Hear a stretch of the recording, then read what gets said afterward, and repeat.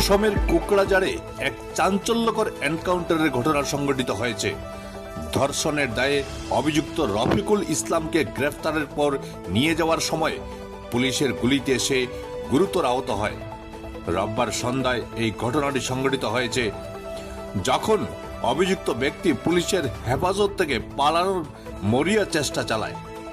Police সূত্রের খবর, অভিযুক্ত রফিকুল ইসলামকে নিয়ে যাওয়ার সময় সে শৌচাগারে যাওয়ার অজুহাতে গাড়ি থেকে নামে। এরপর আচমকাই সে দায়িত্বরত পুলিশ জওয়ানদের উপর চড়াও হয় এবং তাদের থেকে আগ্নেয়াস্ত্র ছিনিয়ে নিয়ে পালানোর চেষ্টা করে। পরিস্থিতি নিয়ন্ত্রণের বাইরে চলে গেলে এবং অভিযুক্তকে আটকাতে পুলিশ বাধ্য হয়ে পাল্টা গুলি চালায়। পুলিশের ছোড়া গুলি রফিকুলের বাঁ পায়ে লাগে। এই ধস্তাধস্তিতে পুলিশের 2 জওয়ানও আহত হয়েছেন বলে জানা গেছে।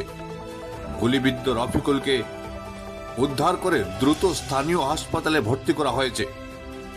বর্তমানে সে চিকিৎসাধীন। এই ঘটনায় এলাকায় ব্যাপক চাঞ্চল্যের সৃষ্টি হয়েছে। অভিযুক্তের বিরুদ্ধে কঠোর আইনি ব্যবস্থা নেওয়ার প্রক্রিয়া জারি রয়েছে।